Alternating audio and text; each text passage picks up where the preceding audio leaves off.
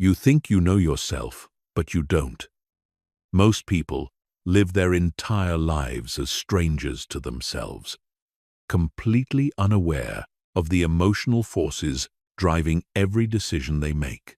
They react instead of respond, get triggered by the same situations over and over, and wonder why they keep ending up in the same cycles of frustration, anxiety, and disappointment. Here's the brutal truth. If you don't understand your own emotional patterns, you're not in control of your life. Your emotions are. And until you develop true emotional intelligence, you'll continue to be a passenger in your own existence, wondering why success feels so elusive and why your relationships never seem to reach their full potential. This isn't another feel-good, self-help video about positive thinking. This is about the hard science of emotional intelligence and the practical systems you need to finally understand yourself at a deep level. By the time you finish this video, you'll have a complete framework for emotional self-mastery that most people will never discover. But here's what separates you from the 99% who will never change. You're here, you're listening, and you're about to learn something that will fundamentally alter how you operate in the world. Let's begin. Chapter 1. The Emotional Ignorance Epidemic. The average person experiences over 27,000 emotions per day, yet they can only identify and name about 12 of them accurately. Think about that for a moment. You're experiencing a constant stream of emotional data that could guide every decision you make, help you understand your deepest motivations, and show you exactly what you need to thrive. But you're functionally blind to 99.9% of it. This isn't just unfortunate, it's devastating to your potential. Emotional ignorance is the silent killer of human achievement.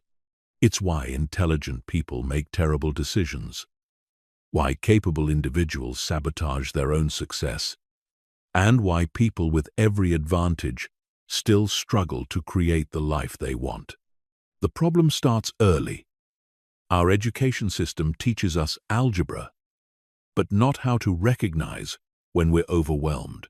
We learn about the Revolutionary War, but not how to identify the difference between fear and excitement in our bodies. We memorize the periodic table, but we have no systematic understanding of our own emotional periodic table. By the time we reach adulthood, we're emotional illiterates navigating an emotionally complex world. We use primitive coping mechanisms we developed as children to handle sophisticated adult challenges. We project our unresolved emotional patterns onto every relationship and situation we encounter. We make career decisions based on unconscious fears, relationship choices based on unexamined needs, and life decisions based on emotional patterns we don't even know we have. The cost of this ignorance is staggering. Emotionally unaware, people consistently underperform their potential. They experience higher levels of stress, anxiety, and depression. Their relationships are more volatile and less satisfying. They make impulsive decisions that derail their progress. They struggle with consistency because they don't understand their own motivational patterns. But the most tragic cost is this: they never become who they're truly capable of being. They live their entire lives as a diminished version of themselves, held back not by external circumstances, but by their own emotional blindness. The research is clear. People with high emotional intelligence earn more money, have better relationships, experience less stress, and report higher levels of life satisfaction.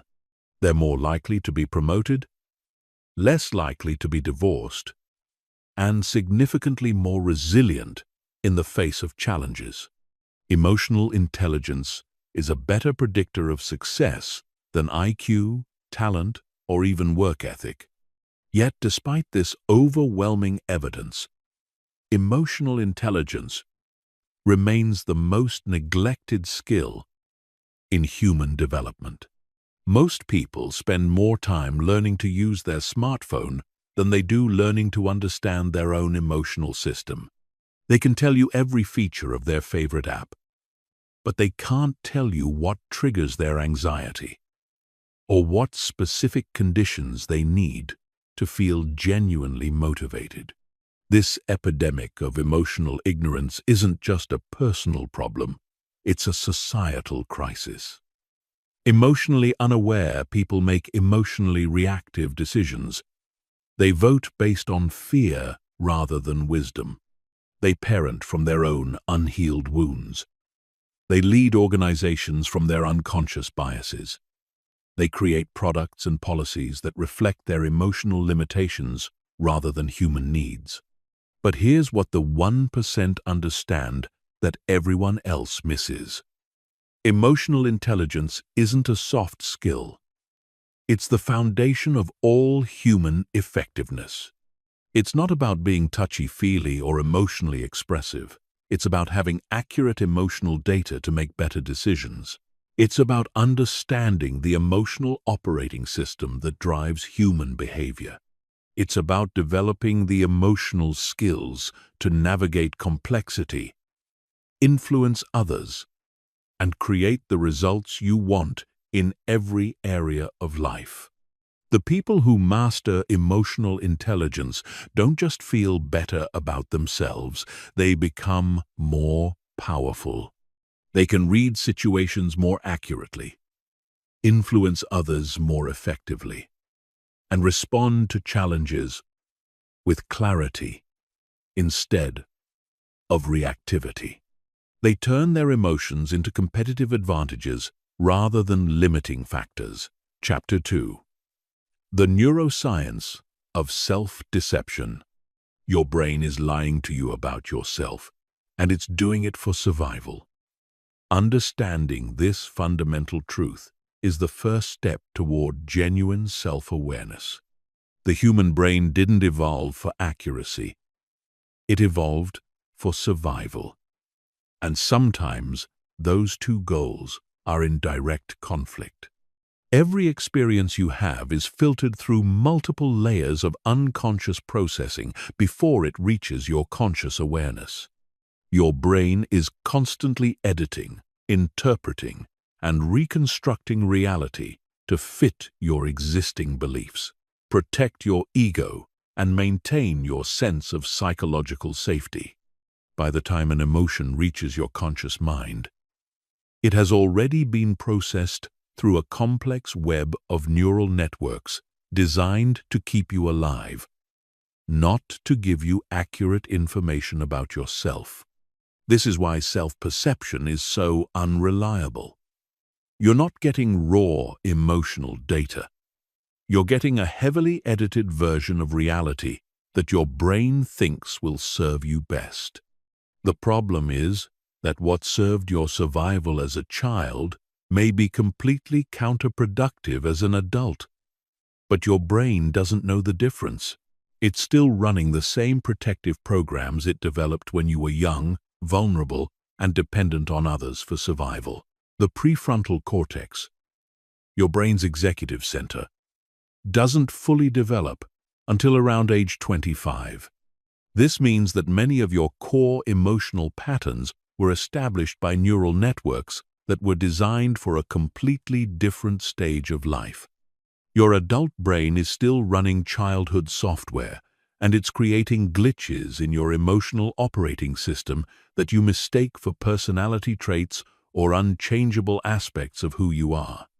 Consider the negativity bias. Your brain is hardwired to focus on potential threats and problems.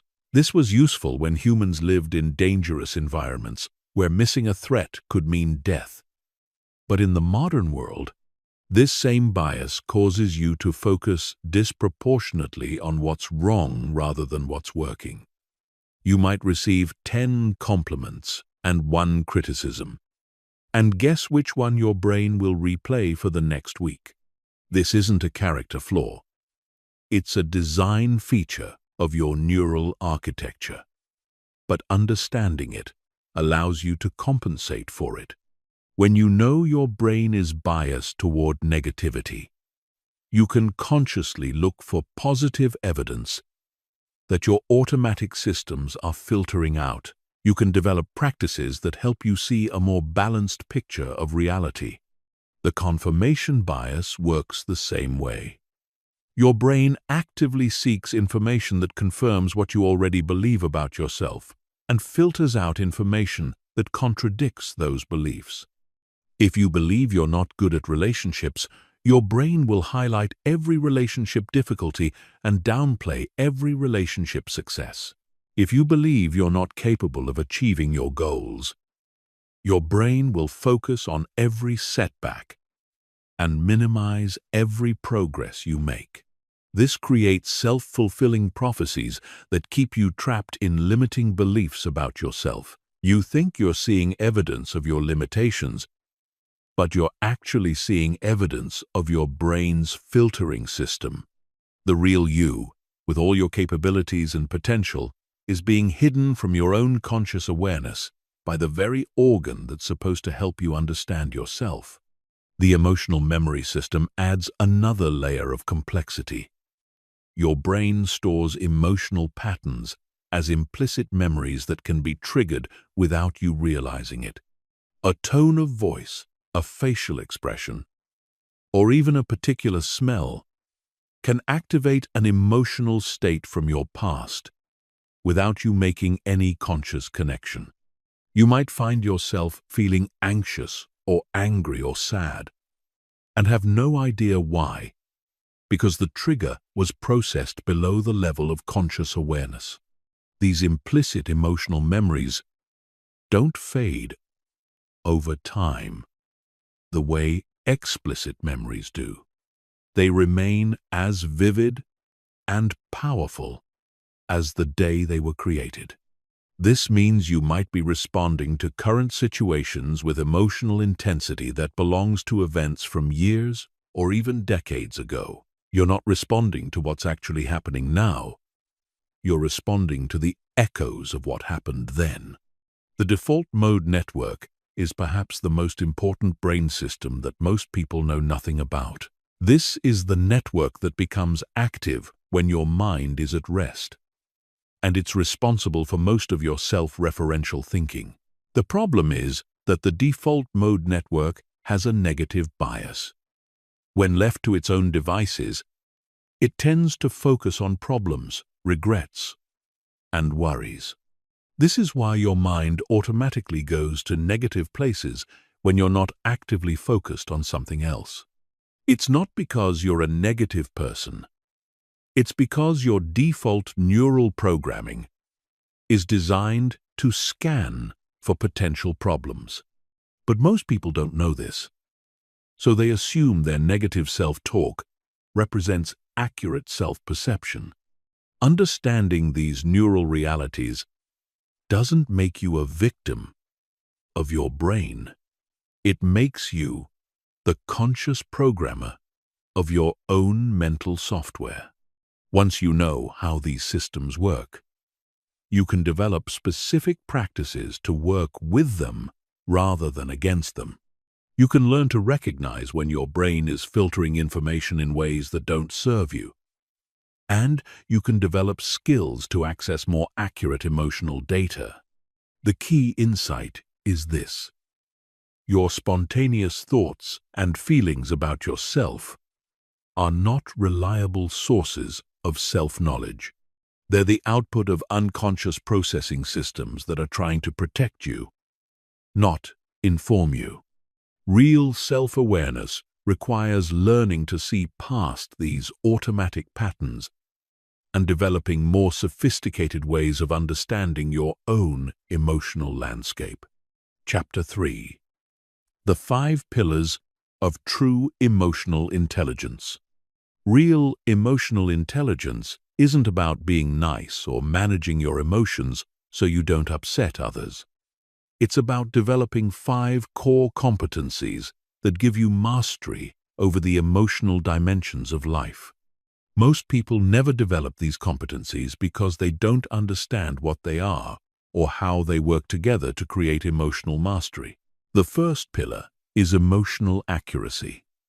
This is your ability to identify exactly what you're feeling when you're feeling it. It sounds simple, but it's incredibly sophisticated. Most people operate with an emotional vocabulary of about 12 words. Happy, sad, angry, scared, excited, tired, stressed, frustrated, annoyed, disappointed, worried, and fine. That's like trying to be a professional painter with only 12 colors.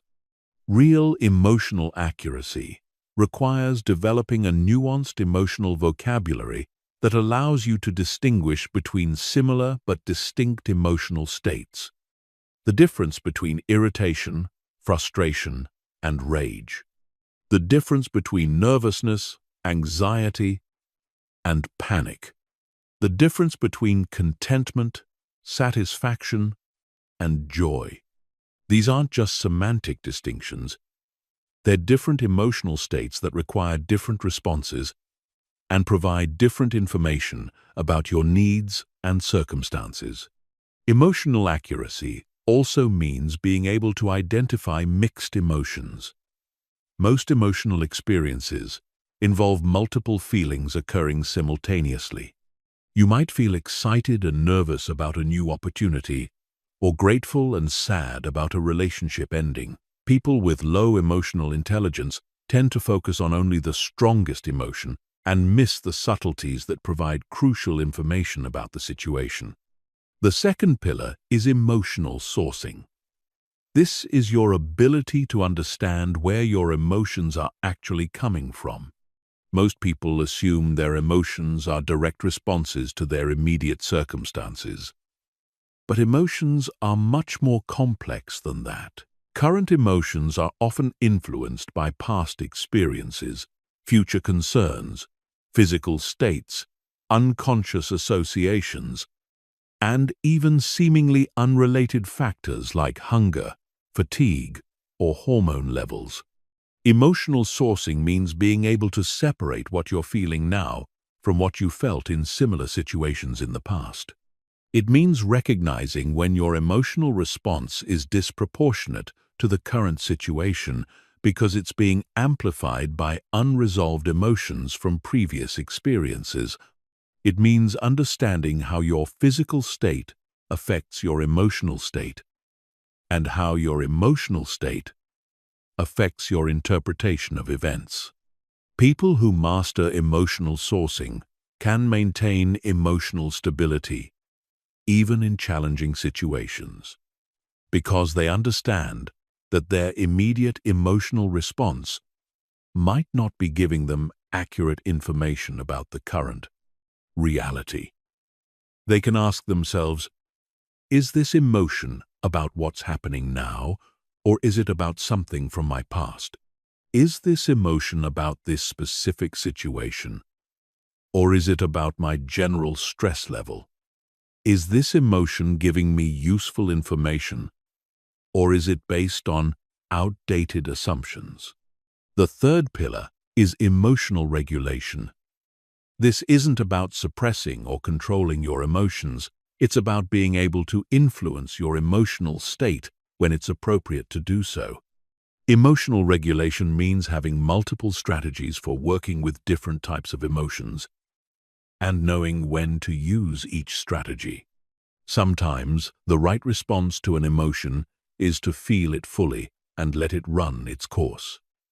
Sometimes the right response is to use cognitive strategies to reframe the situation. Sometimes the right response is to use physical techniques to shift your state. Sometimes the right response is to take action to change your circumstances. Emotional regulation means having the skills and judgment to choose the most effective approach for each situation. Advanced emotional regulation includes the ability to consciously generate specific emotional states when they would be useful. the ability to access determination when you need to push through obstacles, the ability to access calm when you need to think clearly under pressure, the ability to access empathy when you need to connect with someone who's struggling, the ability to access confidence when you need to perform at a high level. The fourth pillar is emotional communication. This is your ability to express your emotions in ways that create understanding rather than conflict, connection rather than distance. Most people either suppress their emotions completely or express them in ways that make situations worse. Emotional communication means being able to share your emotional experience in ways that inform others about your needs and perspective without making them defensive or overwhelmed. Emotional communication requires understanding the difference between emotional expression and emotional dumping. Emotional expression is conscious and intentional. You choose when, how, and with whom to share your emotional experience based on what would be most helpful for everyone involved. Emotional dumping is unconscious and reactive. You discharge your emotions onto others without considering the impact or the appropriateness. Effective emotional communication also means being able to receive others' emotions without taking them on as your own or trying to fix them immediately. It means being able to provide emotional support without getting emotionally overwhelmed yourself. It means being able to navigate emotional conversations in ways that deepen understanding and strengthen relationships. The fifth pillar is emotional leverage. This is your ability to use emotional intelligence to create better outcomes in all areas of life. Emotional leverage means understanding how emotions influence decision-making, motivation, creativity, productivity, and relationship dynamics, and using this understanding strategically. People with high emotional leverage know how to create emotional environments that support their goals. They know how to motivate themselves and others by connecting activities to meaningful emotions. They know how to use emotional information to make better decisions about everything from career choices to daily priorities. They know how to read the emotional dynamics in groups and influence them in positive directions. Emotional leverage also means being able to remain emotionally centered and effective, even when others are emotionally reactive. Instead of getting pulled into other people's emotional chaos, you can maintain your own emotional stability and help create more constructive emotional environments. These 5 pillars work together to create a level of emotional mastery that most people never achieve. But they're learnable skills, not innate talents. Anyone can develop these competencies with the right understanding and consistent practice. The question is whether you're willing to do the work required to develop them. Chapter 4. The Self-Awareness Paradox. Here's the cruel irony of self-awareness. The people who need it most are the least likely to develop it, while the people who already have some degree of self-awareness are the most motivated to develop more. This creates a self-awareness paradox where the gap between emotionally intelligent and emotionally unconscious people continues to widen throughout their lives. The reason for this paradox lies in how self-awareness actually develops. Self-awareness requires the ability to observe yourself objectively, but objectivity requires some degree of emotional distance from your own experience. If you're completely caught up in your emotional patterns, you can't see them clearly enough to understand them. It's like trying to read a book while holding it against your nose. You're too close to the words to make sense of them. People with low self-awareness are typically trapped in reactive emotional states most of the time. They experience their emotions as reality rather than as information about reality. When they feel anxious, they believe the world is threatening. When they feel angry, they believe they've been wronged. When they feel sad, they believe their situation is hopeless. They're so immersed in their emotional experience that they can't step back far enough to examine it objectively. This creates a vicious cycle. The less self-aware you are, the more emotionally reactive you become. The more emotionally reactive you become, the harder it is to develop self-awareness. You become trapped in a pattern of emotional reactivity that reinforces itself and becomes increasingly difficult to break out of. But there's another layer to this paradox. Self-awareness often reveals uncomfortable truths about ourselves that our ego would prefer to keep hidden. Most people have elaborate psychological defense mechanisms designed to protect them from seeing aspects of themselves that might challenge their self-image or force them to change. These defense mechanisms include denial, rationalization, projection, and many others. They operate automatically and unconsciously to filter out information that might be threatening to our sense of self. The problem is that these same mechanisms also filter out the information we need to develop greater self-awareness. For example, if you have an unconscious belief that you're not capable of success, your defense mechanisms will work to protect this belief by filtering out evidence of your capabilities and highlighting evidence of your limitations. You might accomplish something significant, but your brain will find ways to minimize it or attribute it to luck. You might receive positive feedback, but you'll focus on the one piece of criticism. You might have opportunities for growth, but you'll find reasons why they won't work for you. This isn't conscious self-sabotage, it's unconscious self-protection. Your brain is trying to maintain psychological coherence by ensuring that your experience matches your existing beliefs about yourself. The problem is that these beliefs were often formed when you were young and had limited information about yourself and the world.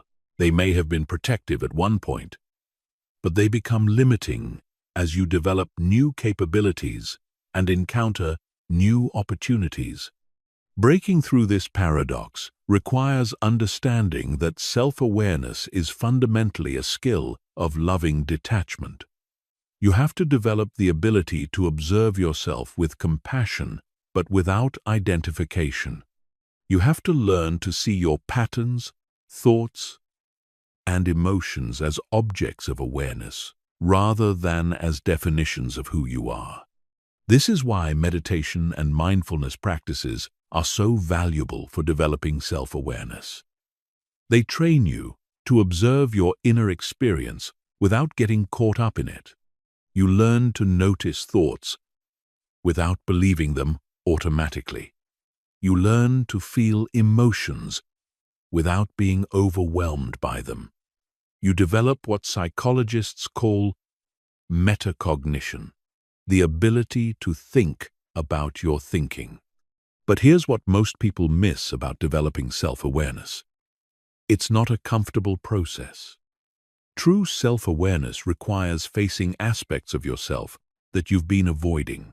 It requires acknowledging patterns that aren't serving you. It requires admitting when you've been wrong about yourself or about situations. It requires giving up stories about yourself that might be familiar but aren't accurate. This is why most self-awareness work is superficial. People want the benefits of self-awareness without the discomfort of honest self-examination. They want to understand themselves better, but only the parts of themselves that are easy to accept. They want to develop emotional intelligence, but only in ways that confirm their existing self-image. Real self-awareness work requires what Carl Jung called shadow work, the willingness to examine and integrate the parts of yourself that you've disowned or denied. It requires looking at your patterns of self-deception, your unconscious motivations, your unhealed wounds, and your defensive strategies. It requires acknowledging both your capabilities that you've been underestimating and your limitations that you've been denying.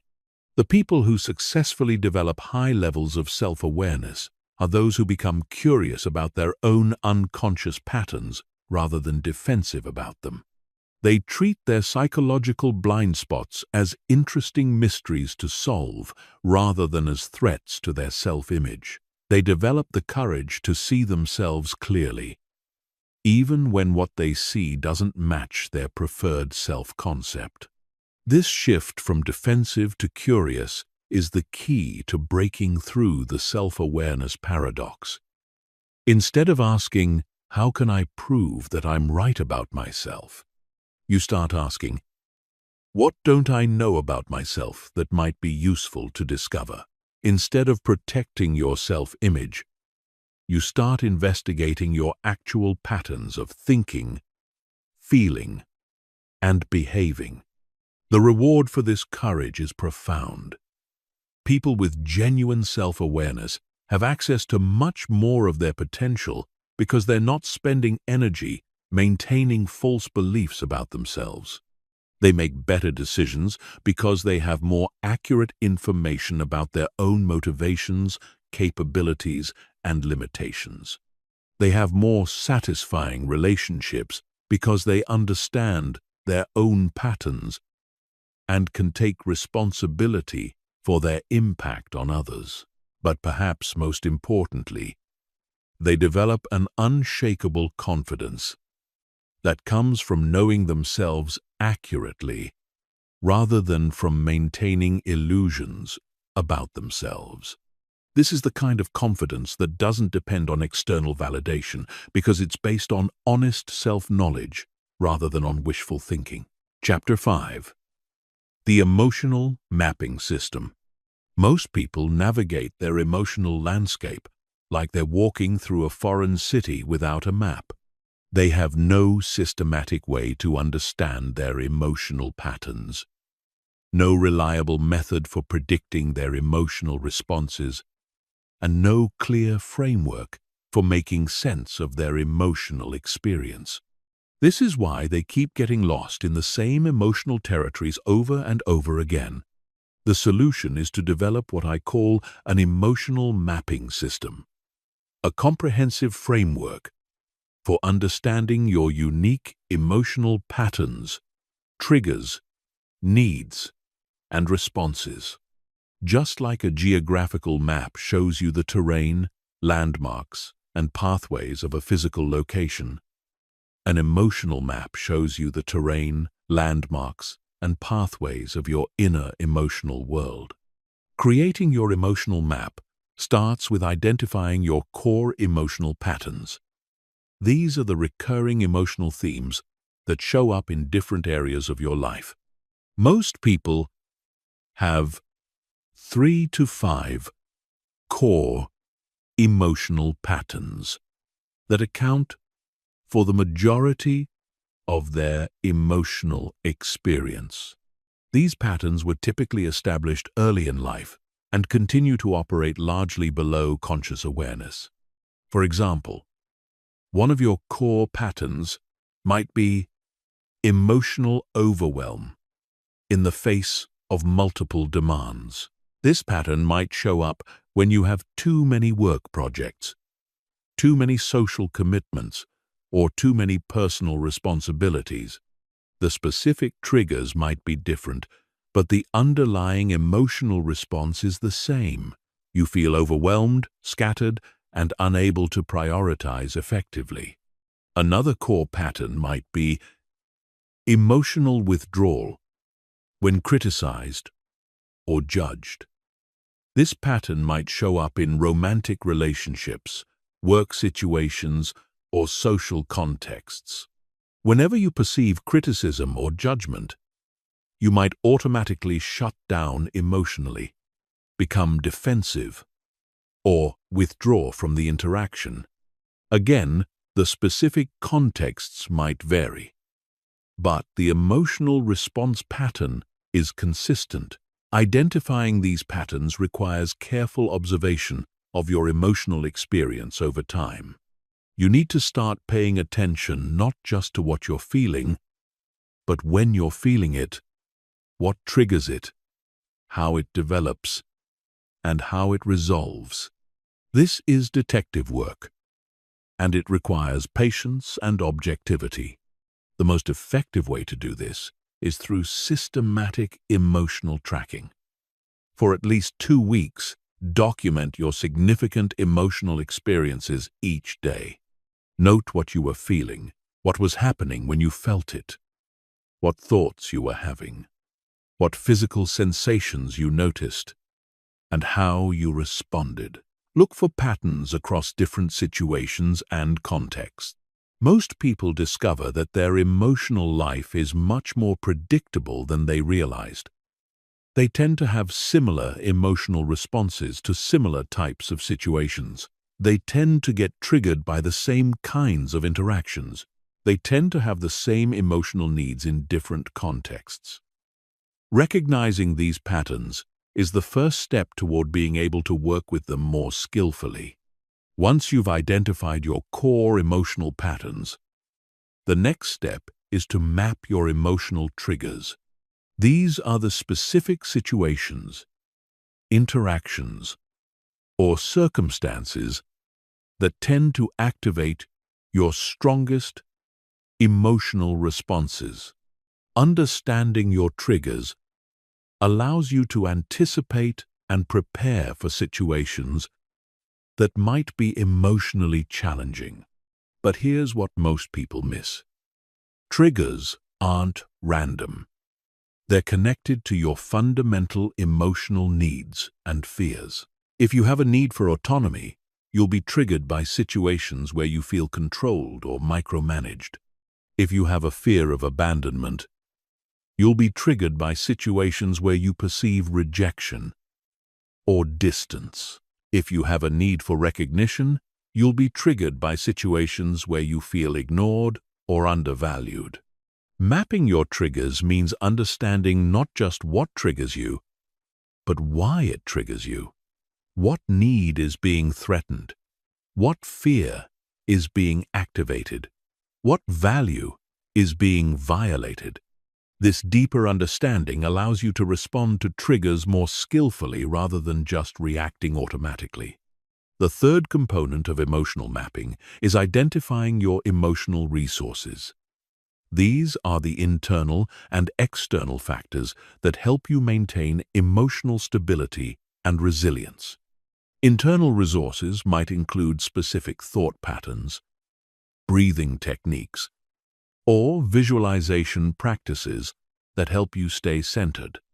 External resources might include certain people, environments, or activities that help you recharge emotionally. Understanding your emotional resources is crucial because it allows you to consciously cultivate the conditions that support your emotional well-being. Instead of leaving your emotional state to chance, you can actively create environments and practices that help you maintain optimal emotional functioning. For example, you might discover that you function best emotionally when you have adequate alone time to process your experiences.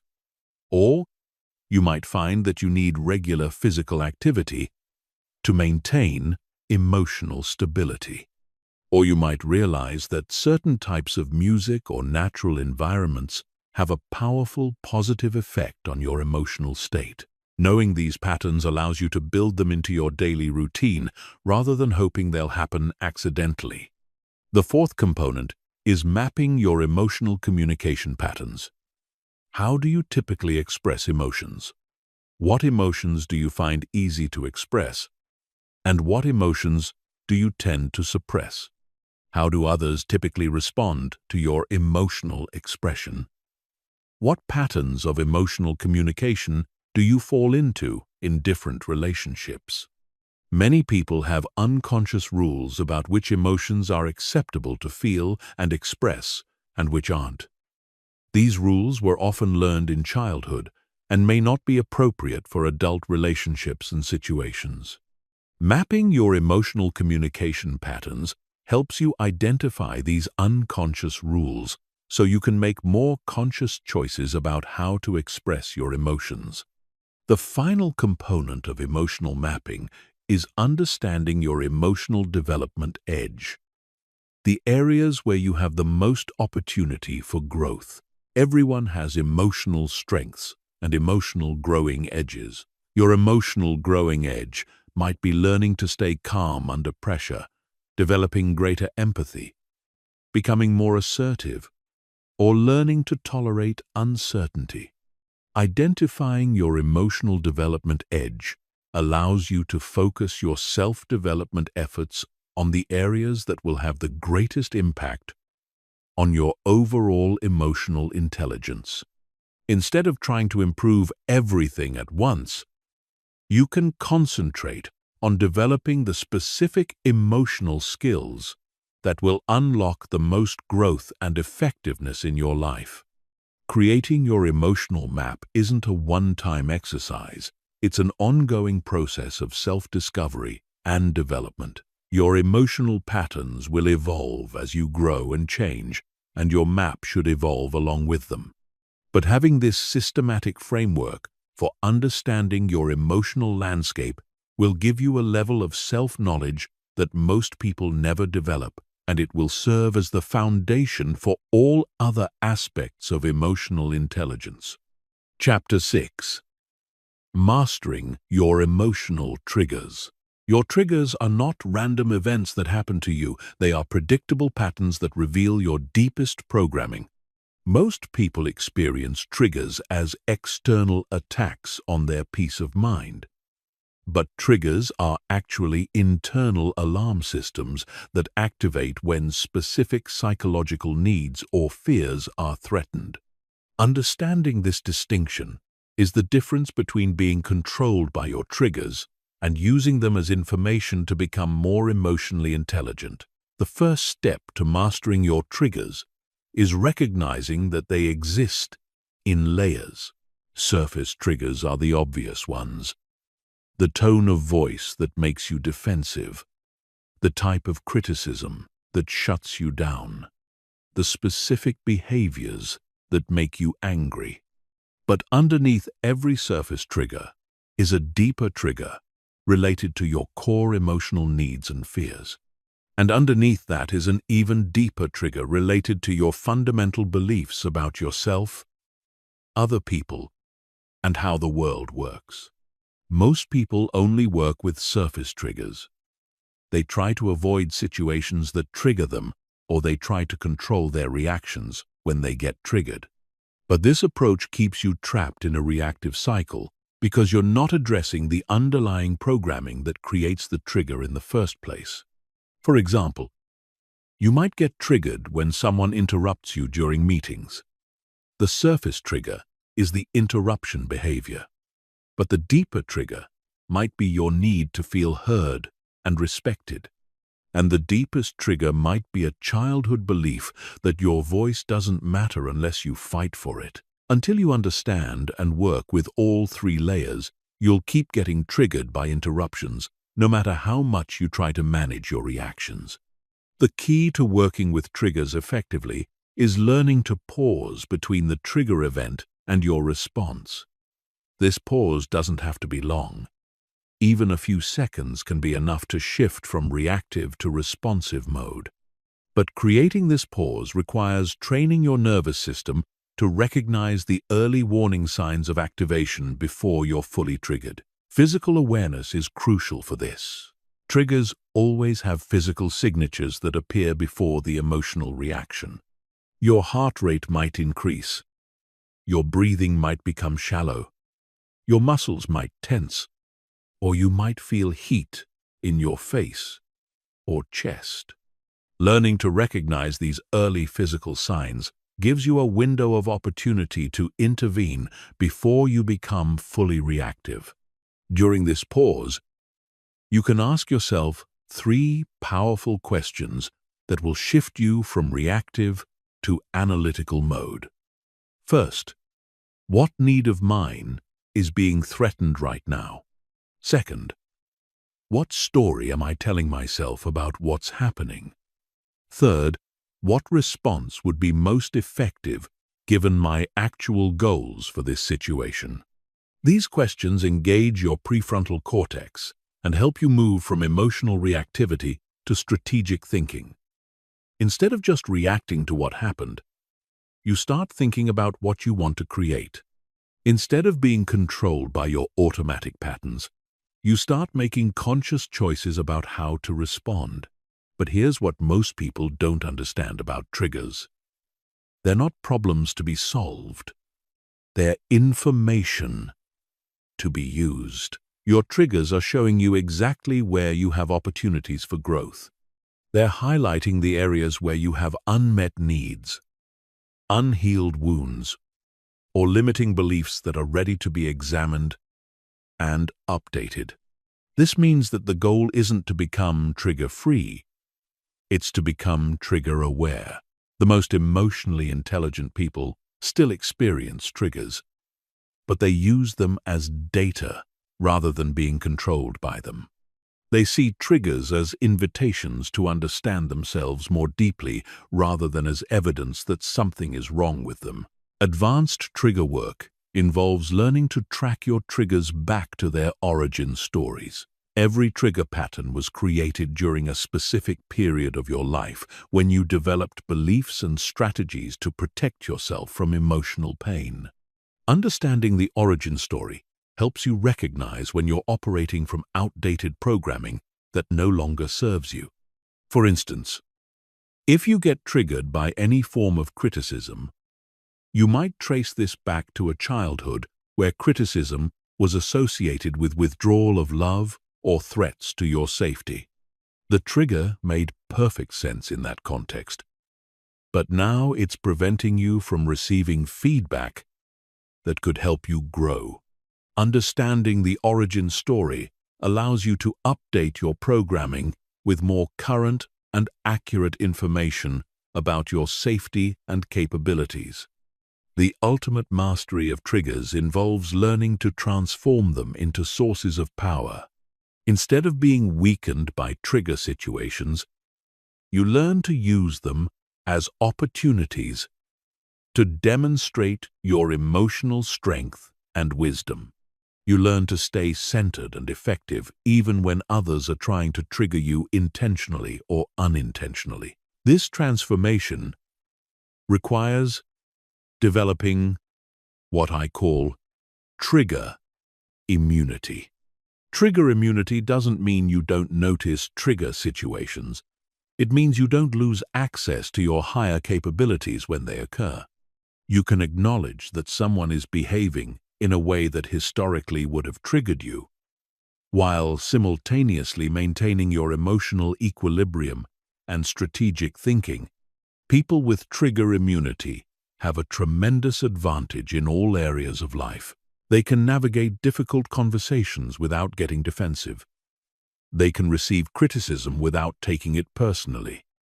They can deal with unreasonable people without becoming unreasonable themselves. They can maintain their vision and values even when others are trying to pull them into reactive dynamics. Chapter 7. The Science of Emotional Regulation. Emotional regulation is not about controlling your emotions. It's about developing a sophisticated relationship with your emotional experience that allows you to influence your internal state in service of your goals and values. Most people approach emotional regulation from a place of emotional warfare, trying to suppress, ignore, or override their emotions through willpower. This approach not only doesn't work, it actually makes emotional reactivity worse over time. The science of emotional regulation starts with understanding that emotions are not problems to be solved. They're information systems that are designed to help you navigate complex social and environmental situations. Every emotion you experience contains valuable data about your needs, your values, your safety, and your relationships. The goal of emotional regulation is to access this information while maintaining the ability to choose how you respond. Effective emotional regulation happens on 3 levels: physiological, cognitive, and behavioral. Most people only work on one level, which is why their regulation strategies are inconsistent and often ineffective. True emotional mastery requires developing skills on all 3 levels and learning to coordinate them strategically. Physiological regulation involves working directly with your nervous system to influence your emotional state. Your emotions are not just psychological experiences, they're full-body experiences that involve changes in heart rate, breathing patterns, muscle tension, hormone levels, and brain chemistry. Learning to work with these physiological components gives you direct access to your emotional state that doesn't require going through cognitive or behavioral strategies. The most powerful physiological regulation technique is controlled breathing. Your breath is the only part of your autonomic nervous system that you can consciously control, and it has immediate effects on your emotional state. Slow, deep breathing activates your parasympathetic nervous system, which promotes calm and clear thinking. Rapid, shallow breathing activates your sympathetic nervous system, which promotes alertness and energy. But here's what most people miss about breath work. Different breathing patterns create different emotional states. If you want to generate calm, use extended exhales. Breathe in for 4 counts and out for 8 counts. If you want to generate energy and focus, use balanced breathing. Breathe in for 4 counts and out for 4 counts. If you want to generate confidence and determination, use power breathing. Breathe in forcefully and exhale with control. Progressive muscle relaxation is another powerful physiological tool. Emotions create specific patterns of muscle tension throughout your body. Learning to consciously release this tension helps discharge the emotional energy and return your body to a state of equilibrium. The key is to tense and release muscle groups systematically, starting with your feet and working up to your head. Cognitive regulation involves working with your thoughts and interpretations to influence your emotional experience. Your emotions are not direct responses to events. They're responses to your interpretation of events. The same situation can create completely different emotional responses depending on how you think about it. Learning to consciously direct your interpretation process gives you tremendous influence over your emotional experience. The most effective cognitive regulation strategy is perspective flexibility. Instead of getting locked into one way of thinking about a situation, you learn to consciously generate multiple perspectives and choose the one that serves you best. If you're feeling anxious about a presentation, you can choose to focus on the opportunity to share valuable information rather than on the possibility of making mistakes. If you're feeling angry about someone's behavior, you can choose to focus on their underlying needs rather than on their annoying actions. Reframing is another powerful cognitive tool. Reframing involves finding a more empowering or useful way to think about your circumstances. If you're facing a setback, you can reframe it as a learning opportunity. If you're dealing with a difficult person, you can reframe the interaction as a chance to practice your patience and communication skills. If you're feeling overwhelmed by responsibilities, you can reframe them as opportunities to grow your capabilities. Behavioral regulation involves using your actions to influence your emotional state. Your behavior doesn't just express your emotions, it creates them. Standing tall and speaking confidently can generate feelings of confidence. Smiling can generate feelings of happiness. Moving your body can generate feelings of energy and motivation.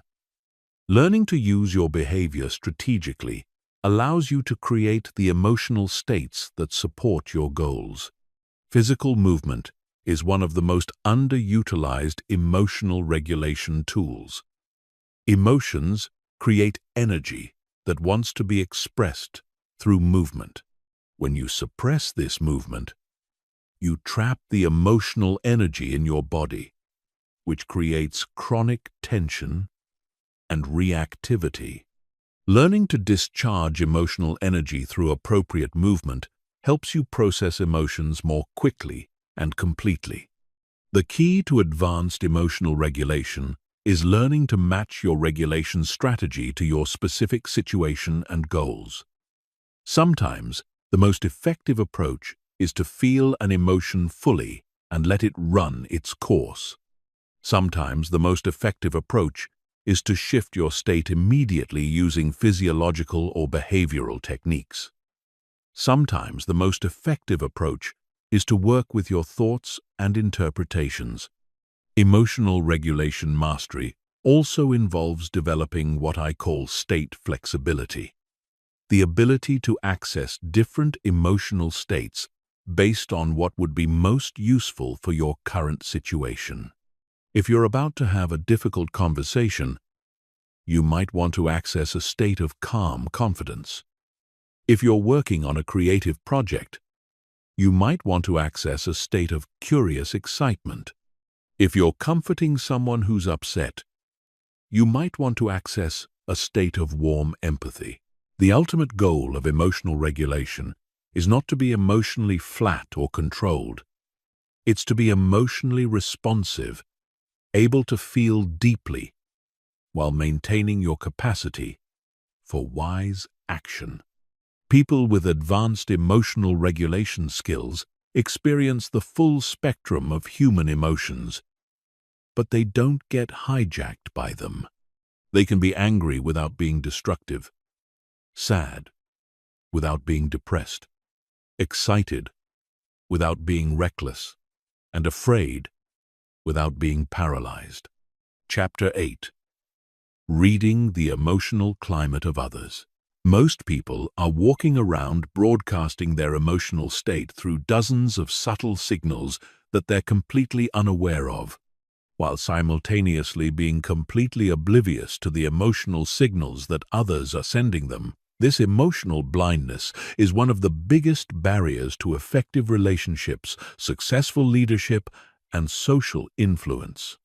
Learning to read the emotional climate of others gives you a massive advantage in every social situation. The foundation of reading others emotionally is understanding that emotions are full-body experiences that leak out through multiple channels simultaneously. While people can consciously control their words and even some of their facial expressions, they have much less control over their body language, vocal patterns, energy levels, and micro-expressions. Learning to read these unconscious signals gives you access to people's actual emotional experience rather than the version they're trying to present. The first level of emotional reading is physiological observation. Every emotion creates specific changes in breathing patterns, posture, muscle tension, skin color, and movement patterns. Anxiety typically shows up as shallow breathing, tense shoulders, and restless movement. Anger shows up as deeper breathing, forward-leaning posture, and controlled but intense movement. Sadness shows up as slower breathing, slumped posture, and decreased movement overall. But here's what most people miss. These physiological signals appear before the conscious emotional expression. Someone might say they're fine while their body is already showing signs of stress or frustration. Learning to read these early signals allows you to respond to people's actual emotional state rather than their stated emotional state. Vocal patterns are another rich source of emotional information. Emotions don't just affect what people say, they affect how they say it. Stress typically raises vocal pitch and increases speaking speed. Depression typically lowers vocal pitch and decreases speaking speed. Excitement increases volume and vocal variety. Anxiety creates vocal tension and hesitation patterns. The key is to establish a baseline for each person by observing their normal vocal patterns when they're in a neutral emotional state, then noticing deviations from that baseline. If someone who typically speaks quickly starts speaking slowly, or someone who typically speaks softly starts speaking loudly, these changes are giving you information about their emotional state. Facial micro-expressions provide the most accurate emotional information, but they're also the most difficult to read because they happen so quickly. Micro-expressions are brief, involuntary facial expressions that reveal true emotions before they can be consciously controlled or masked. They typically last for less than a half-second, but they provide extremely accurate information about what someone is actually feeling. The 7 universal micro-expressions are happiness, sadness, anger, fear, surprise, disgust, and contempt. Learning to recognize these expressions gives you insight into people's emotional experience that goes far beyond what they're willing or able to tell you consciously.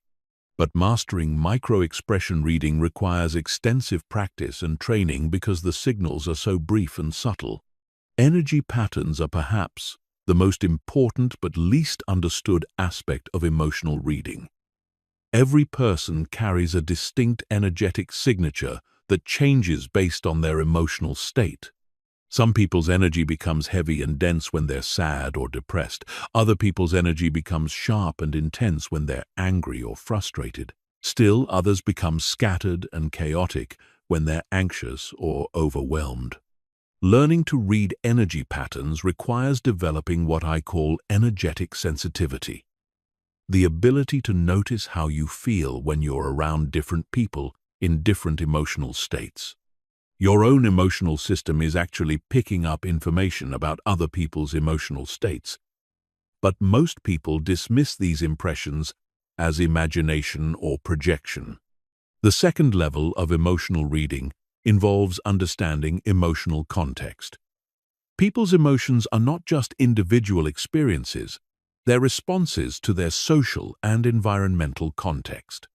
Learning to read the emotional climate of groups, organizations, and environments gives you crucial information about the dynamics that are influencing everyone involved.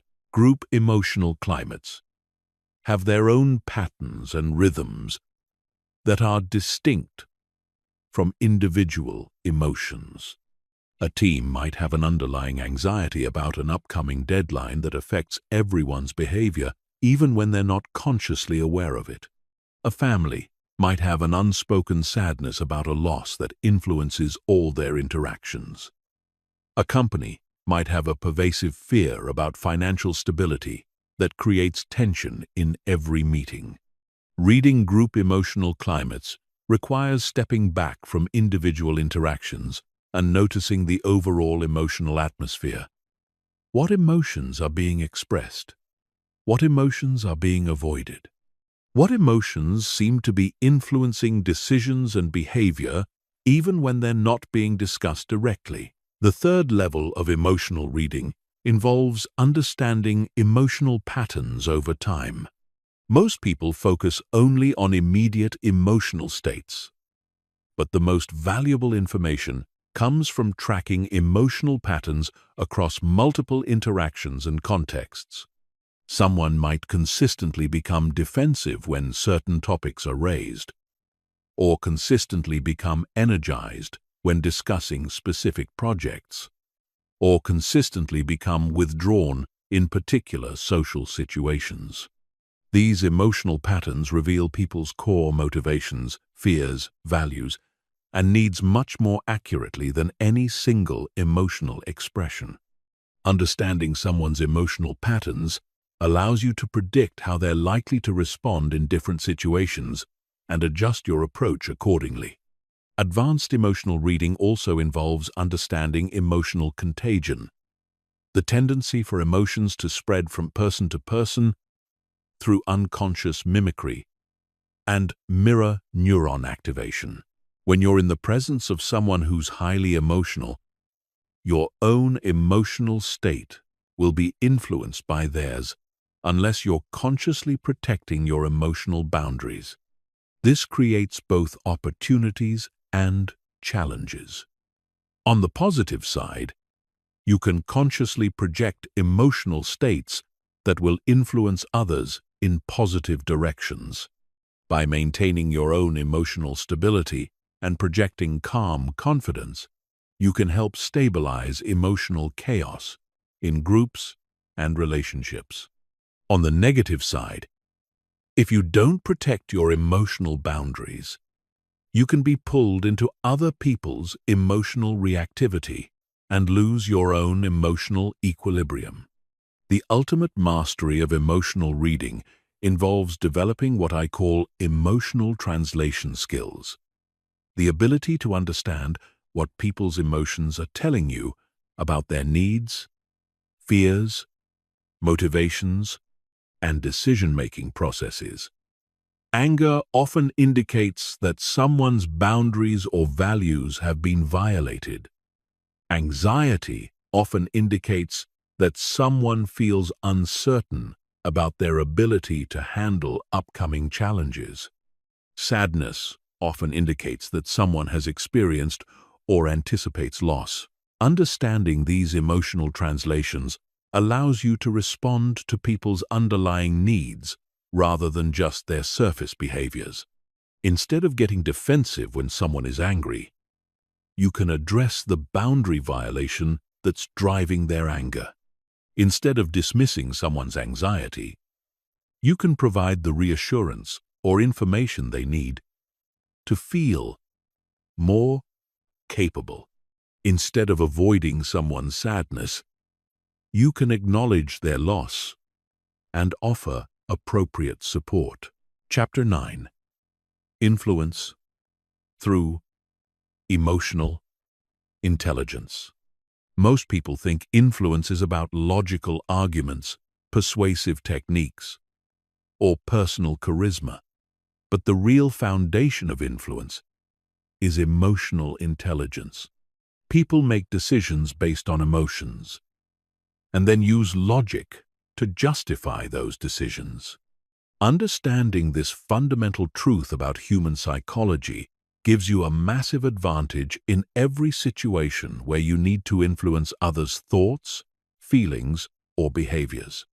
The first principle of emotional influence is that you must manage your own emotional state before you can effectively influence others.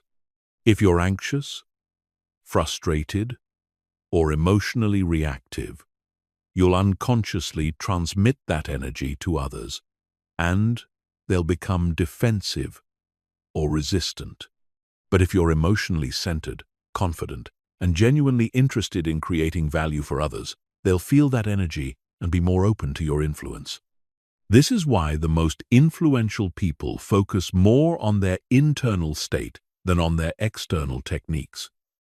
They understand that influence flows from who you're being, not just what you're saying or doing. Before entering any influence situation, they take time to center themselves emotionally and connect with their genuine intention to serve the other person's best interests. The second principle is that effective influence requires emotional calibration, the ability to read and respond to others' emotional states in real time. Different people respond to different emotional approaches. Some people are motivated by excitement and possibility. Others are motivated by security and stability. Some people respond to logical analysis. Others respond to emotional stories and personal connection. Learning to calibrate your emotional approach to match each person's emotional preferences dramatically increases your influence effectiveness. This doesn't mean being manipulative or fake. It means being emotionally intelligent enough to communicate in ways that resonate with how the other person naturally processes information and makes decisions. Emotional calibration starts with observation. Before trying to influence someone, spend time understanding their emotional patterns. What gets them excited? What makes them nervous? What do they value most deeply? What are their core emotional needs and fears? This information tells you much more about how to influence them effectively than any demographic or personality data. The third principle is that people resist being influenced when they feel like their autonomy is being threatened. But they embrace influence when they feel like their needs are being understood and addressed. This means that the most effective influence approach is to help people get what they want, rather than trying to get them to do what you want. This requires a fundamental shift in how you think about influence. Instead of asking, "How can I get them to do what I want?" you ask, "What do they want? And how can I help them get it in a way that also serves my goals?" This approach creates win-win scenarios that feel good to everyone involved and creates long-term relationship value. The fourth principle is that emotional influence works through connection, not coercion. People are influenced by those they trust, respect, and feel understood by. Building this kind of emotional connection requires genuine interest in the other person's experience, empathy for their situation, and authenticity in your interactions with them. Emotional connection is built through active listening, empathetic responses, and genuine curiosity about the other person's perspective. When people feel truly heard and understood, they naturally become more open to your ideas and suggestions. But this must be genuine. People can sense when you're just pretending to care about their experience, while actually focused on your own agenda. The fifth principle involves understanding and working with emotional decision-making patterns. Most people think they make decisions rationally, but research shows that all human decisions are fundamentally emotional. Even apparently logical decisions are based on emotional preferences that are then supported by logical reasoning. Understanding this allows you to influence by connecting your proposals to people's emotional motivations rather than just their logical interests. If someone values security, you frame your proposal in terms of how it will increase their stability and reduce their risks. If someone values achievement, you frame it in terms of how it will help them accomplish important goals. If someone values connection, you frame it in terms of how it will improve their relationships. Advanced emotional influence involves understanding and working with unconscious emotional patterns. Most people have predictable emotional triggers that influence their decisions below the level of conscious awareness. Understanding these patterns allows you to present your ideas in ways that naturally align with their unconscious decision-making processes. For example, if someone has an unconscious need to feel important, you can frame your proposal in terms of the leadership opportunity it represents. If someone has an unconscious fear of being left out, you can frame it in terms of the community and belonging it offers. If someone has an unconscious need for control, you can frame it in terms of the autonomy and choice it provides. The key to ethical emotional influence is ensuring that your influence serves the other person's genuine best interests, not just your own agenda. When you use emotional intelligence to help people make decisions that truly serve their goals and values, you're providing valuable service. When you use it to manipulate people into decisions that primarily serve your interests, you're being manipulative. The difference is in your intention and in the outcome. Ethical, emotional influence creates value for everyone involved and strengthens relationships. Manipulative influence creates value for you at the expense of others and damages trust and relationships over time. The highest level of emotional influence involves becoming someone that others naturally want to follow and support. This happens when you consistently use your emotional intelligence to create value for others. When you maintain high emotional integrity in all your interactions, and when you develop the emotional presence that inspires confidence and trust. People with this level of emotional influence don't have to work hard to persuade others. Their reputation for emotional wisdom and genuine care for others' well-being precedes them. Others seek out their opinions, trust their judgment, and naturally align with their vision and values. This is influence through attraction rather than persuasion. And it's the most powerful and sustainable form of influence that exists. Chapter 10. Building unshakable emotional resilience.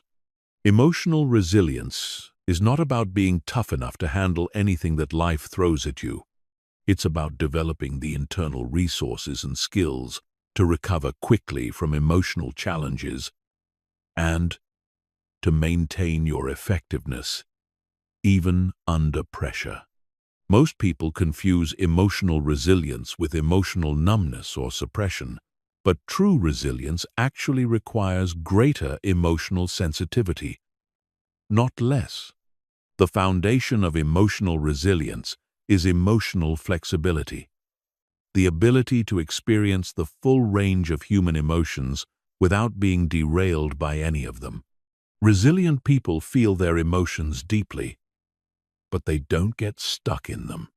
They can be sad without being depressed, angry without being destructive, afraid without being paralyzed, and disappointed without being defeated. This flexibility comes from understanding that emotions are temporary experiences, not permanent states. No matter how intense an emotion feels in the moment, it will eventually change if you allow it to run its natural course. Resilient people have learned to surf their emotions rather than being swept away by them.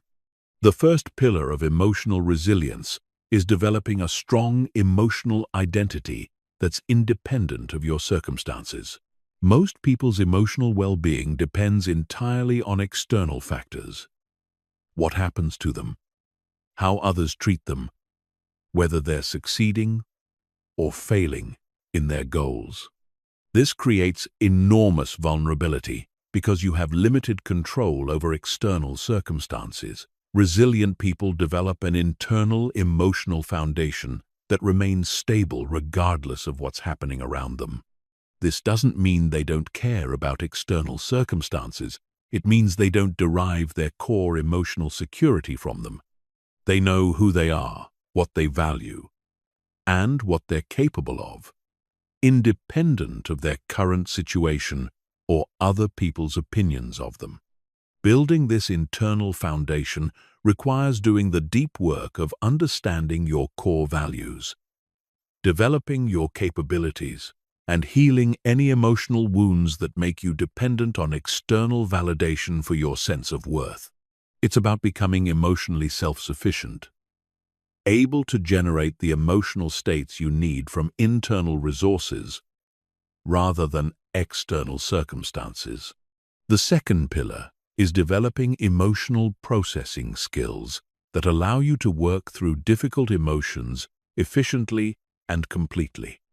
Most people either suppress their emotions or get overwhelmed by them, both of which create emotional residue that accumulates over time and reduces resilience. Effective emotional processing involves allowing yourself to feel emotions fully while maintaining enough perspective to understand what they're telling you and what response would be most helpful. It's about having a conscious relationship with your emotional experience rather than being unconsciously controlled by it. The key to healthy emotional processing is learning to distinguish between primary and secondary emotions. Primary emotions are your direct response to what's happening. Fear about a real threat, sadness about a real loss, anger about a real violation. Secondary emotions are your response to your primary emotions.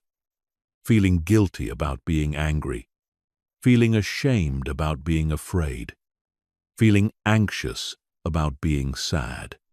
Most emotional suffering comes from secondary emotions rather than primary emotions. Primary emotions are usually relatively brief and contain useful information about your situation.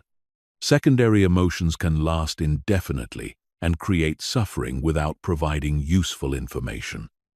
Learning to recognize and release secondary emotions dramatically improves your emotional resilience. The third pillar is building emotional endurance through gradual exposure to emotional challenges. Like physical fitness, emotional resilience improves when you progressively challenge yourself with manageable levels of emotional stress. This doesn't mean seeking out trauma or unnecessary suffering. It means gradually expanding your capacity to handle emotional intensity. This can be as simple as having difficult conversations that you've been avoiding, taking calculated risks that stretch your comfort zone, or deliberately practicing emotional regulation skills in challenging situations. Each time you successfully navigate an emotional challenge, you build confidence in your ability to handle future challenges. The fourth pillar is developing a strong support system that provides both emotional connection and practical assistance during difficult times.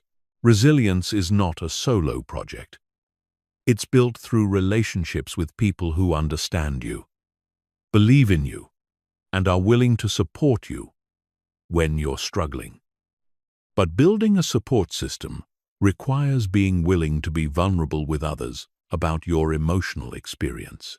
Many people are reluctant to reach out for support because they're afraid of being seen as weak or burdensome. But research shows that people who can ask for and receive emotional support recover from setbacks much faster than those who try to handle everything alone.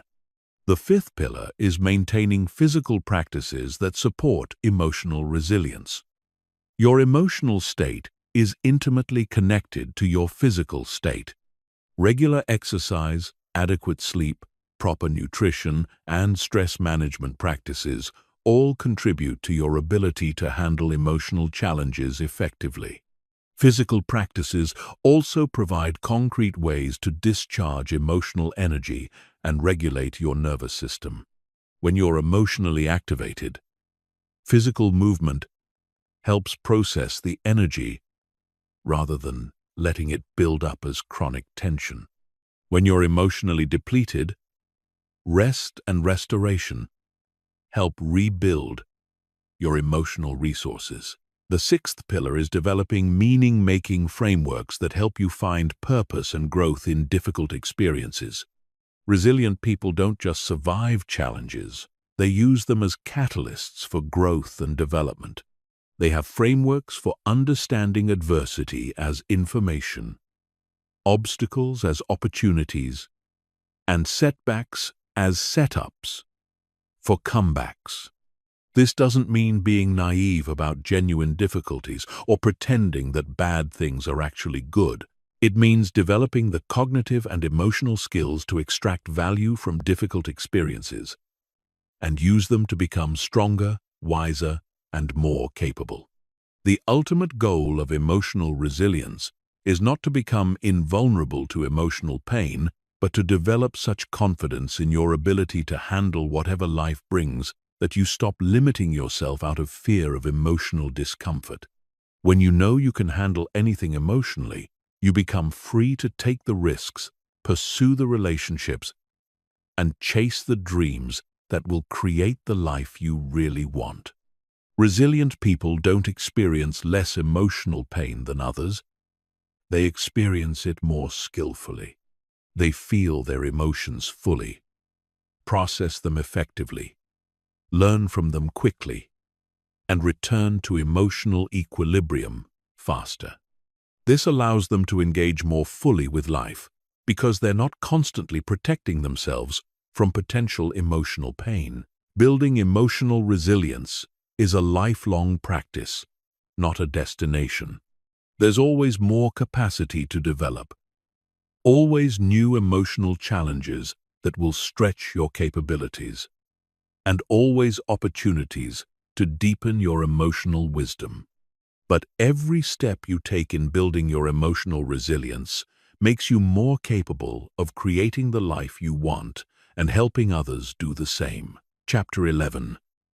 Emotional Intelligence in Relationships. Most people think good relationships happen when you find the right person. But the truth is that good relationships happen when you become the right person. Your level of emotional intelligence determines the quality of every relationship in your life, and most people are unconsciously sabotaging their relationships because they lack the emotional skills to navigate human connection successfully. The foundation of relationship emotional intelligence is understanding that every interaction is an emotional exchange. You're constantly giving and receiving emotional energy, and the quality of this exchange determines whether relationships grow stronger or weaker over time. Most people are unconscious of this exchange, which means they're accidentally creating negative emotional experiences for others without realizing it. The first principle of relationship emotional intelligence is emotional responsibility. This means taking full ownership of the emotional impact you have on others, regardless of your intentions. Most people focus on what they meant to communicate rather than what they actually communicated. But in relationships, impact matters more than intention. Emotional responsibility requires developing the awareness to notice how your emotional state affects others. If you're stressed, anxious, or frustrated, that energy transmits to the people around you and influences their emotional experience. If you're calm, confident, and genuinely interested in others, that energy also transmits and creates positive emotional experiences. This doesn't mean you have to be artificially positive or suppress your authentic emotions. It means being conscious of your emotional state and taking responsibility for managing it in ways that serve your relationships rather than damage them. If you're going through a difficult time, you can be honest about that without dumping your emotional chaos onto others. The second principle is emotional attunement, the ability to accurately sense and respond to others' emotional states. Most people are so focused on their own emotional experience that they miss the subtle emotional signals that others are constantly sending. This creates disconnection and misunderstanding, even in close relationships. Emotional attunement requires developing the sensitivity to notice changes in others' energy, mood, and emotional needs. It means paying attention to what's not being said as much as what is being said. It means recognizing when someone needs emotional support, space, encouragement, or simply to be heard without being fixed or advised. But here's what most people miss about emotional attunement. It's not about becoming emotionally responsible for others' feelings. It's about being responsive to their emotional experience. The difference is crucial. Emotional responsibility for others creates codependency and resentment. Emotional responsiveness creates connection and intimacy. The third principle is emotional boundaries. Many people confuse emotional intelligence with having no emotional boundaries. But the opposite is true. Healthy emotional boundaries are essential for maintaining your emotional well-being while still being emotionally available to others. Emotional boundaries mean knowing where your emotions end and others' emotions begin. It means being able to empathize with someone's pain without taking on their pain as your own. It means being supportive without becoming emotionally enmeshed. It means caring without caretaking. People who lack emotional boundaries often become emotional sponges, absorbing everyone else's emotional states and losing touch with their own emotional needs. They think they're being loving and supportive, but they're actually creating unhealthy relationship dynamics where others become dependent on them for emotional regulation. The fourth principle is emotional communication mastery. This goes far beyond just expressing your emotions clearly. It involves understanding how to share your emotional experience in ways that create intimacy rather than distance, understanding rather than defensiveness, and resolution rather than conflict. Emotional communication mastery requires understanding the difference between emotional expression and emotional dumping. Emotional expression is conscious, intentional, and considerate of the other person's capacity to receive what you're sharing. Emotional dumping is unconscious, reactive, and overwhelming for the other person. Effective emotional communication also involves learning to receive others' emotions without immediately trying to fix, change, or minimize them. Most people are uncomfortable with others' difficult emotions and rush to offer solutions or reassurances that actually shut down emotional connection. Learning to be present with others' emotions without needing to change them is one of the most powerful relationship skills you can develop. The fifth principle is conflict transformation. Every relationship will have conflict, but emotionally intelligent people use conflict as an opportunity to deepen understanding and strengthen connection rather than as a battle to be won or avoided. Conflict transformation requires understanding that most relationship conflicts are not about the surface issue being argued about. They're about underlying emotional needs that aren't being met. Someone who gets angry about dishes not being done isn't really angry about dishes. They're feeling unappreciated or unsupported. Someone who gets defensive about being late isn't really defending their time management. They're feeling criticized or controlled. Learning to identify and address the underlying emotional dynamics transforms conflict from destructive to constructive. Instead of arguing about the symptoms, you address the actual needs and fears that are driving the conflict. This creates solutions that actually resolve the underlying tension rather than just temporarily suppressing it. Advanced relationship, emotional intelligence involves understanding and working with attachment styles. Everyone has unconscious patterns of how they form and maintain emotional bonds with others. And these patterns were largely established in childhood based on early caregiving experiences.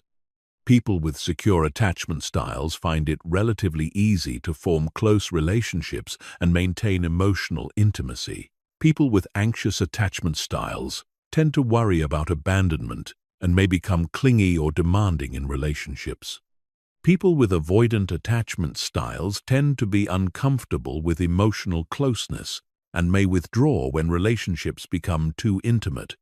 Understanding your own attachment style and recognizing others' attachment styles allows you to navigate relationships with much greater skill and compassion.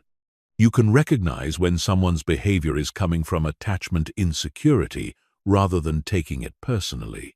You can adjust your approach to provide the specific type of reassurance or space that different attachment styles need. The ultimate goal of relationship emotional intelligence is creating what researchers call secure, functioning relationships. These are relationships where both people feel emotionally safe to be fully authentic, where conflicts are resolved in ways that strengthen rather than weaken the bond, and where each person's individual growth is supported rather than threatened by the relationship. Secure, functioning relationships don't happen accidentally. They're created by people who have developed the emotional intelligence to navigate the complex dynamics of human connection skillfully. They require ongoing attention, conscious effort, and continued growth in emotional awareness and skill. But the reward is profound. People who master relationship emotional intelligence experience deeper intimacy, more satisfying connections, and more resilient relationships that can weather the inevitable challenges of life. They become people that others feel safe to be vulnerable with, which creates the foundation for truly meaningful human connection. Chapter 12. Emotional Intelligence in Leadership and Influence. The most powerful leaders in history were not necessarily the smartest, the most charismatic, or even the most skilled in their particular field. They were the ones who understood how to work with the emotional dimensions of human motivation and behavior. Emotional intelligence is not just helpful for leadership. It's the foundation of all effective leadership. Traditional leadership models focus on strategy, vision, and execution. But they miss the fundamental reality that all human behavior is emotionally driven. People don't follow leaders because of their logical arguments or strategic brilliance. They follow leaders who make them feel capable, valued, and inspired. They follow leaders who understand their emotional needs and can create emotional environments that bring out their best performance. The first pillar of emotionally intelligent leadership is emotional modeling. As a leader, your emotional state becomes the emotional thermostat for your entire team or organization. If you're anxious, that anxiety spreads throughout your team. If you're confident and calm under pressure, that stability spreads as well. Most leaders are unconscious of this dynamic and accidentally create emotional climates that undermine their team's effectiveness.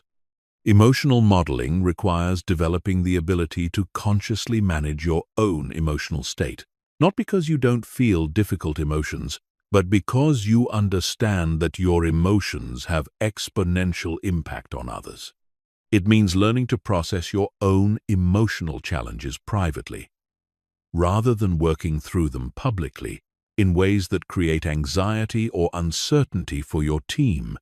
But emotional modeling goes beyond just managing negative emotions. The most effective leaders actively cultivate and project the emotional states that they want to see in their team. If you want your team to be innovative, you model curiosity and creative risk-taking. If you want them to be resilient, you model calm confidence in the face of setbacks. If you want them to be collaborative, you model genuine interest in others' perspectives. The second pillar is emotional reading at scale.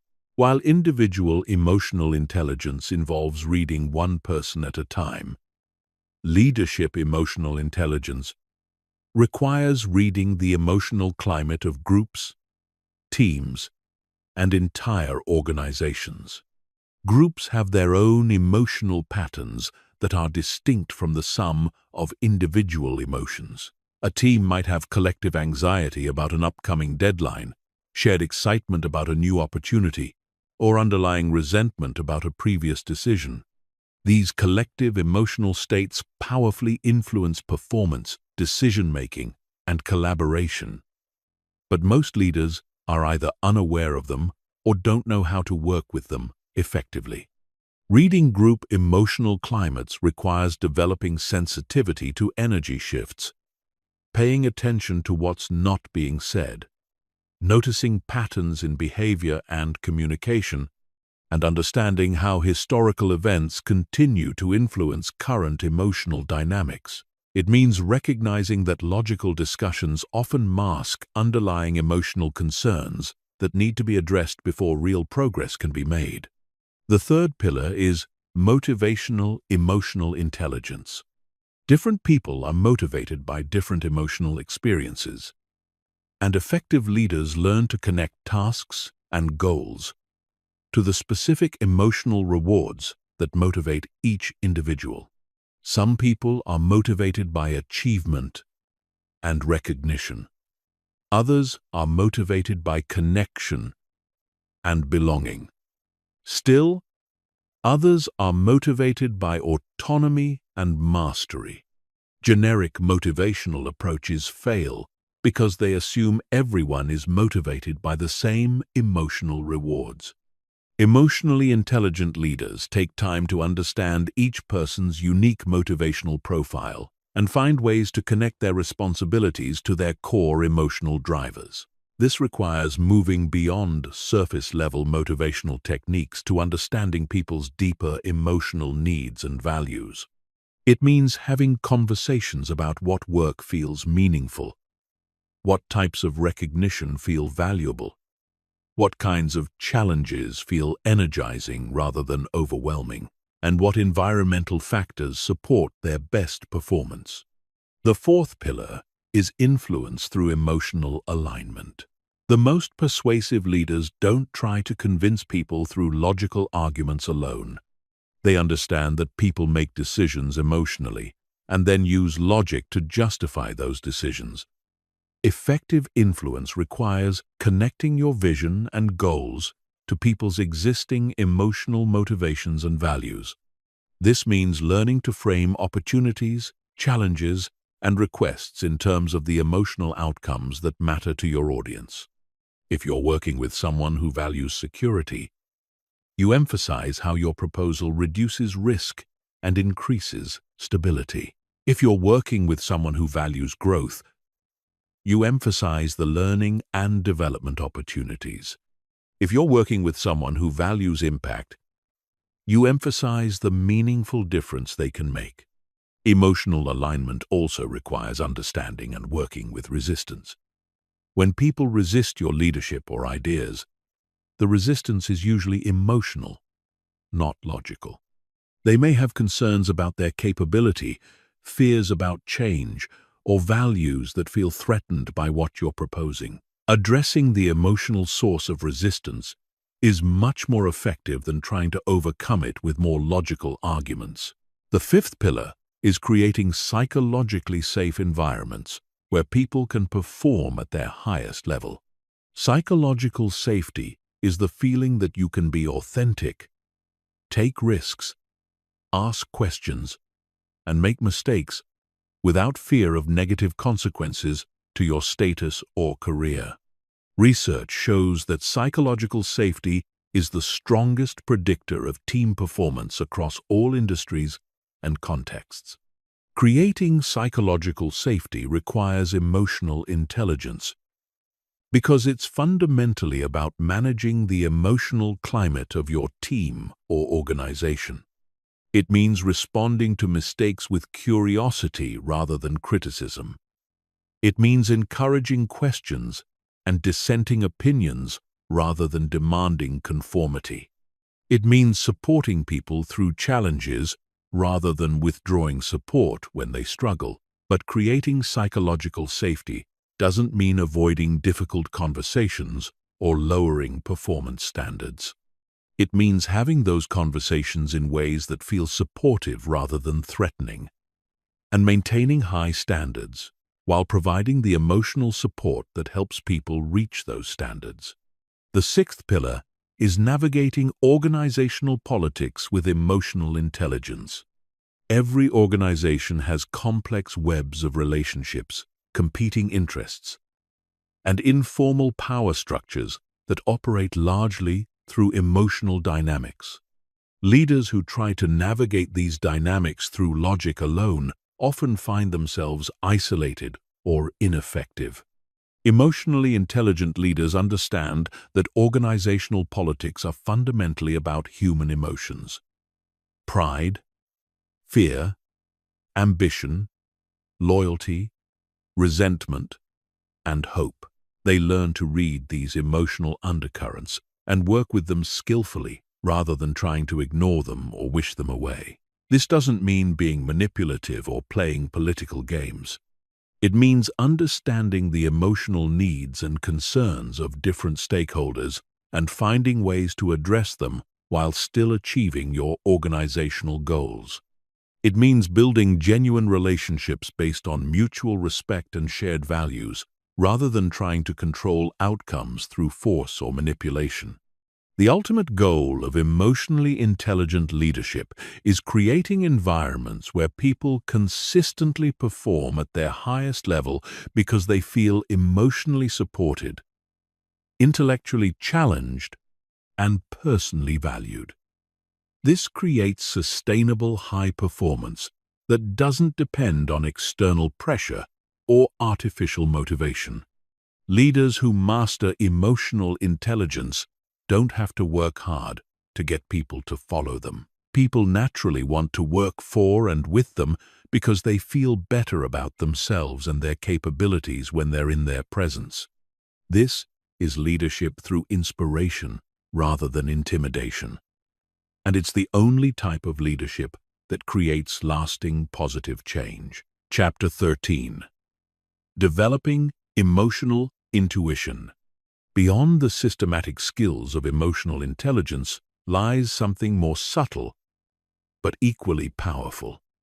Emotional intuition. This is your ability to sense emotional information that exists below the threshold of conscious awareness, to pick up on patterns and dynamics that your logical mind hasn't yet processed, and to access wisdom about emotional situations that comes from deeper levels of perception than analytical thinking. Most people dismiss emotional intuition as unscientific or unreliable, but research shows that our unconscious mind processes emotional information much faster and more comprehensively than our conscious mind. Your brain is constantly picking up micro-expressions, vocal patterns, energy shifts, and contextual cues that provide rich information about emotional dynamics, but most of this processing happens below conscious awareness. Emotional intuition is your ability to access this unconscious processing and translate it into conscious understanding. It's the feeling you get that something is off in a conversation even when you can't identify exactly what it is. It's the sense that someone is struggling emotionally, even when they're saying everything is fine.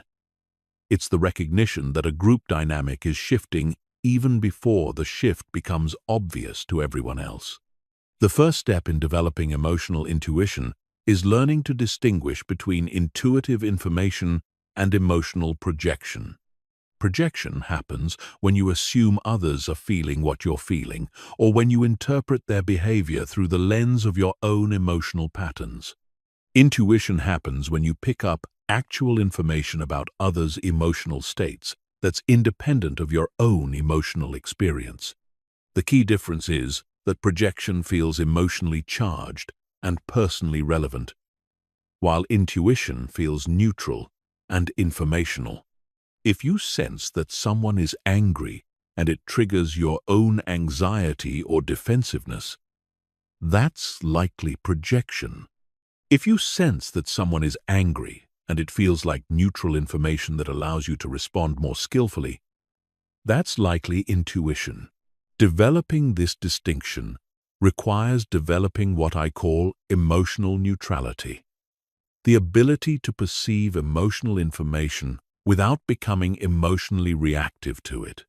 This doesn't mean becoming emotionally numb. It means developing enough emotional stability that you can sense what's happening emotionally around you without being pulled into reactive patterns. The second step is learning to recognize the physical signatures of emotional intuition. Intuitive information usually comes through subtle physical sensations, rather than through thoughts or logical analysis. You might feel a tightness in your chest when someone is being inauthentic, a heaviness in your stomach when someone is depressed, or a restless energy when someone is anxious. These physical sensations are your nervous system picking up and translating emotional information from your environment. Learning to recognize and interpret these signals requires developing body awareness and learning to trust physical information that doesn't have obvious logical explanations. But here's what most people miss about emotional intuition. It requires slowing down and creating space for subtle perception. In our fast-paced, cognitively focused culture, most people are moving too quickly and thinking too much to pick up subtle emotional information. Emotional intuition emerges in moments of stillness, presence, and receptive awareness. This means that developing emotional intuition requires cultivating practices that quiet your mental activity and increase your present moment awareness. This might include meditation, mindfulness practices, time in nature, or any activity that helps you shift from analytical thinking to receptive awareness. The third step is learning to work with emotional resonance. This is the tendency for your own emotional system to mirror and amplify the emotional states of others. When you're around someone who's anxious, you might start feeling anxious yourself. When you're around someone who's depressed, you might start feeling heavy and low energy. Most people try to avoid emotional resonance because it can be uncomfortable, but it's actually one of your most powerful sources of emotional information. Learning to allow temporary emotional resonance while maintaining enough emotional boundaries to avoid getting stuck in others' emotional states gives you incredible insight into what others are experiencing. This requires developing what I call permeable boundaries. The ability to open yourself to others' emotional experience when it's useful, while maintaining the ability to return to your own emotional center when you're done. Gathering information. It's like being a tuning fork that can pick up and amplify different frequencies without permanently changing its own resonant frequency. The fourth step is developing pattern recognition for emotional dynamics. Over time, as you pay attention to emotional information, you'll start recognizing patterns that repeat across different people and situations. You'll notice that certain types of emotional dynamics tend to unfold in predictable ways, that certain emotional states tend to lead to certain behaviors, and that certain interventions tend to shift emotional dynamics in positive directions. This pattern recognition allows you to respond more skillfully to emotional situations because you can recognize what's happening and where it's likely to lead. Instead of just reacting to immediate emotional information, you can respond based on your understanding of how these patterns typically develop and resolve. Advanced emotional intuition involves learning to sense the emotional potential in situations. Not just what's happening emotionally now, but what could happen under different conditions. You might sense that a team has the potential for much greater collaboration if certain emotional barriers were addressed. You might recognize that a relationship could become much more intimate if both people felt safer being vulnerable. This requires developing what I call emotional imagination, the ability to envision how emotional dynamics could shift under different circumstances. This isn't wishful thinking or projection. It's based on understanding the emotional factors that are currently limiting potential and recognizing what might be possible if those factors changed. The ultimate goal of emotional intuition is not to become psychic or to read minds, but to develop such sensitivity to emotional information that you can navigate complex emotional situations with grace and effectiveness. It's about becoming someone who others feel understood by, who can sense what's needed in emotionally challenging moments, and who can help create emotional environments that bring out the best in everyone involved. Emotional intuition is both an art and a science. The science involves understanding how emotional information is transmitted and received. The art involves developing the sensitivity and wisdom to work with this information in ways that serve everyone's highest good. Together, They create a level of emotional mastery that transforms not only your own life, but your ability to positively influence the lives of others. Chapter 14. The Dark Side of Emotional Intelligence. Emotional intelligence is not inherently good or bad. It's a set of skills that can be used for constructive or destructive purposes.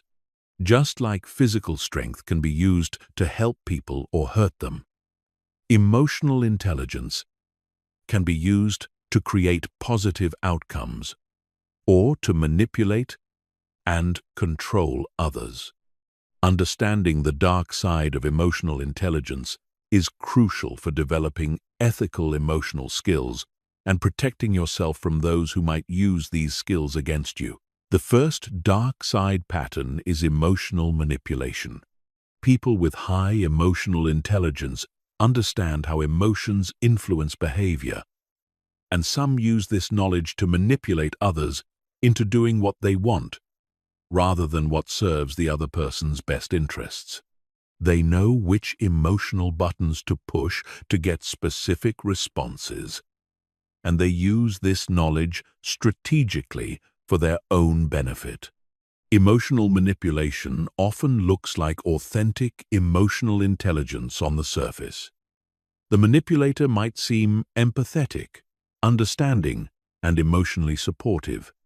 But if you pay attention to the outcomes, you'll notice that interactions consistently benefit the manipulator more than they benefit you. They use emotional connection to gain trust, then leverage that trust to get what they want. The key to recognizing emotional manipulation is paying attention to how you feel during and after interactions with someone. Authentic emotional intelligence creates mutual benefit and leaves everyone feeling better about themselves and the relationship. Emotional manipulation creates one-sided benefit and often leaves you feeling confused, depleted, or subtly coerced. The second dark side pattern is emotional exploitation. This happens when someone uses their emotional intelligence to identify and exploit others' emotional vulnerabilities. They might prey on someone's need for approval, fear of abandonment, or desire for connection to get them to make decisions that serve the exploiter's agenda. Emotional exploitation often targets people who are emotionally needy, insecure, or going through difficult life transitions when their emotional defenses are down. The exploiter presents themselves as emotionally supportive while actually taking advantage of the other person's emotional vulnerability. Protecting yourself from emotional exploitation requires developing strong emotional boundaries and a clear sense of your own values and interests. You need to be able to distinguish between genuine emotional support and support that comes with hidden strings attached. You need to be willing to walk away from relationships or situations where your emotional needs are being used against you. The third dark side pattern is narcissistic emotional intelligence. Some people develop sophisticated emotional skills not to connect authentically with others, but to maintain their own ego and get the admiration and attention they crave. They become expert at reading what others want to hear and presenting themselves in ways that generate positive responses. Narcissistic emotional intelligence can be very seductive because these individuals often seem extremely charming, understanding, and emotionally sophisticated, but their emotional attunement is entirely self-serving. They're not actually interested in your emotional experience, except as it relates to their own needs for validation and control. The key to recognizing narcissistic emotional intelligence is noticing whether the person shows genuine interest in your experience when it doesn't directly benefit them. Do they remember details about your life that aren't relevant to their own interests? Do they provide emotional support when you need it, but they don't get anything from it? Do they acknowledge their own emotional mistakes and limitations? The fourth dark side pattern is emotional enabling. This happens when someone uses their emotional intelligence to help others avoid necessary growth and change. They might be so good at providing emotional comfort and support that they inadvertently prevent others from developing their own emotional skills and resilience. Emotional enabling often comes from good intentions, the desire to protect others from emotional pain. But it creates dependency relationships where the other person doesn't develop their own emotional intelligence because they rely on someone else to provide emotional regulation and support. The most common form of emotional enabling is rescuing others from the natural consequences of their emotional choices. Instead of allowing someone to learn from their emotional mistakes, the enabler swoops in to fix the situation or provide comfort that prevents learning from occurring. The fifth dark side pattern is emotional perfectionism. Some people become so focused on managing emotions correctly that they lose touch with the natural, messy, imperfect reality of human emotional experience. They try to control their own emotions and others' emotions to avoid any discomfort or conflict. Emotional perfectionism creates artificial, sterile relationships where genuine emotional expression is suppressed in favor of maintaining emotional harmony. It prevents the kind of authentic emotional exchanges that create real intimacy and connection. The antidote to emotional perfectionism is developing tolerance for emotional messiness and conflict. Real emotional intelligence includes the ability to navigate difficult emotions and challenging conversations, not just the ability to maintain artificial emotional peace. The sixth dark side pattern is emotional bypass. This happens when someone uses emotional intelligence concepts to avoid dealing with practical realities or taking necessary action. They might focus so much on processing emotions and creating emotional understanding that they never address the actual problems that need to be solved.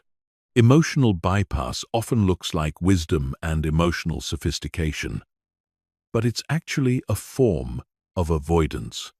Instead of taking action to change problematic situations, the person endlessly processes the emotions around the situation without ever addressing the underlying causes. The key to avoiding emotional bypass is maintaining balance between emotional processing and practical action. Emotions provide valuable information, but they're not the only information you need to make good decisions and create positive change in your life. Understanding these dark side patterns doesn't mean becoming cynical about emotional intelligence or suspicious of emotionally intelligent people. Most people who develop emotional intelligence use it constructively and ethically. But understanding the potential for misuse helps you develop discernment about when and how to trust emotional information, both from yourself and from others. The ultimate protection against the dark side of emotional intelligence is developing your own emotional intelligence to a high level. When you understand how emotions work and how emotional skills can be used, you're much less likely to be manipulated or exploited. You can recognize authentic emotional connection versus artificial emotional performance. You can distinguish between support that serves your growth and support that keeps you dependent. Most importantly, you can commit to using your own emotional intelligence in ways that serve everyone's highest good, rather than just your own immediate interests. Ethical emotional intelligence creates win-win outcomes where everyone benefits from emotional interactions. It builds trust, creates genuine connection, and contributes to the emotional well-being of everyone involved. Chapter 15. The Complete Transformation. Everything you've learned in this journey through emotional intelligence means nothing unless you actually implement it. Most people consume information about self-improvement like entertainment. They enjoy learning about it. They feel temporarily inspired, but they never do the work required to actually transform their emotional reality. Don't be one of these people. Real transformation happens through consistent daily practice, not through one-time insights or motivational moments. Emotional intelligence is like physical fitness. It requires ongoing effort to develop and maintain. You can't go to the gym once and expect to be physically fit for life, and you can't read about emotional intelligence once and expect to be emotionally intelligent forever. The first phase of your transformation involves establishing foundational practices that will support your emotional development over time. This means creating daily habits that increase your emotional awareness, improve your emotional regulation skills, and strengthen your ability to read and respond to others' emotions effectively. Start with a daily emotional check-in practice. Set aside 5 minutes each morning to assess your current emotional state. Identify any emotional patterns you want to be aware of during the day, and set an intention for how you want to show up emotionally. End each day with a brief review of your emotional experiences, noting what you handled well and what you want to improve. Develop a regular mindfulness or meditation practice that helps you observe your thoughts and emotions without being controlled by them. This doesn't have to be complicated. Even 10 minutes of focused breathing or body awareness each day will significantly improve your emotional intelligence over time. Create triggers throughout your day to remind yourself to pause and assess the emotional climate around you. This might be every time you enter a new environment, before important conversations, or whenever you notice emotional reactivity in yourself or others. The second phase involves deliberately practicing your emotional intelligence skills in low-stakes situations before applying them in high-stakes contexts. This is like practicing scales before performing a concert. You need to develop fluency with basic emotional skills before you can use them effectively in challenging situations. Practice reading emotional signals by people, watching in public places. Observe body language, facial expressions, vocal patterns, and energy levels. Try to guess what people might be feeling, and then notice whether their subsequent behavior confirms or contradicts your impressions. Practice emotional regulation techniques when you're experiencing mild emotions rather than waiting until you're overwhelmed. Use breathing techniques when you're slightly stressed. Practice reframing when you're mildly disappointed. And experiment with different approaches to see what works best for you. Practice emotional communication by having low-stakes emotional conversations with friends or family members. Share something you're feeling in a clear, non-reactive way, and notice how it affects the quality of your connection.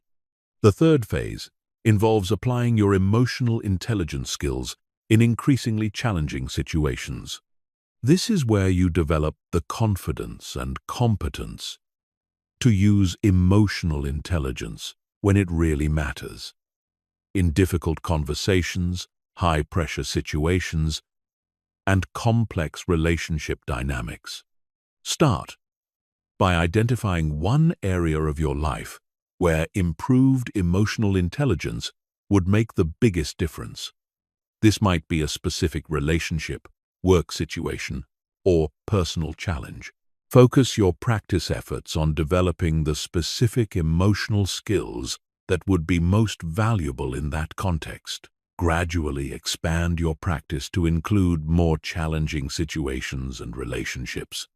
Each time you successfully apply emotional intelligence skills in a difficult situation, you build confidence in your ability to handle future challenges. The fourth phase involves teaching and mentoring others in emotional intelligence. This is not just about helping others.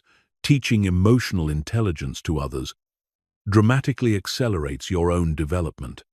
When you have to explain these concepts and help others apply them, you deepen your own understanding and identify areas where you need continued growth. Look for opportunities to share what you've learned with people who are interested in developing their emotional intelligence. This might be formal teaching or mentoring, or it might be informal support and guidance for friends, family members, or colleagues. Remember that teaching emotional intelligence requires modeling it consistently. People learn more from watching how you handle emotional situations than from listening to what you say about emotions. Your behavior becomes your teaching, so make sure you're demonstrating the emotional skills you want others to develop. The fifth and final phase is integration. Making emotional intelligence such a natural part of who you are that you don't have to think about it consciously. At this level, emotional intelligence becomes automatic. You naturally notice emotional dynamics, regulate your own emotions effectively, and respond to others in emotionally intelligent ways, without having to consciously apply techniques. This level of integration takes years of consistent practice, but it's worth every moment of effort. When emotional intelligence becomes second nature, you operate from a completely different level of effectiveness in all areas of life. Your relationships become deeper and more satisfying. Your work becomes more impactful and fulfilling. Your personal resilience becomes unshakable. But integration doesn't mean you stop growing. Even master-level emotional intelligence can be refined and deepened throughout your lifetime.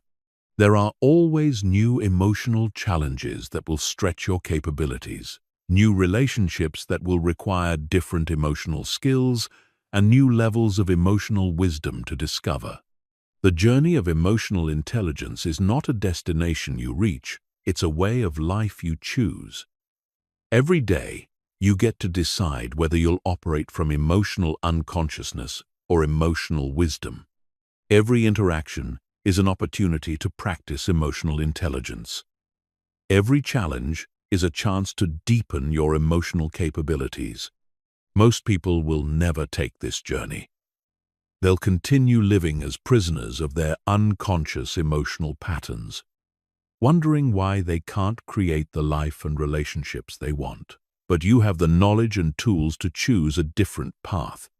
The question is, will you actually use them? Will you do the daily work required to transform your emotional reality? Will you persist through the inevitable challenges and setbacks that come with any significant change? Will you commit to becoming the emotionally intelligent person you're capable of being? Your emotional intelligence doesn't just affect you. It affects everyone whose life you touch. When you develop emotional wisdom, you become a source of emotional stability and growth for others. You help create emotional environments where people can thrive. You model what's possible when someone commits to emotional mastery. This is bigger than personal development. This is about contributing to a more emotionally intelligent world where people understand themselves and each other more deeply, where conflicts are resolved through emotional wisdom rather than emotional reactivity, and where human potential can be fully realized. The transformation starts now, not tomorrow, not next week, not when you have more time or motivation. Now, your emotionally intelligent life is waiting for you to claim it.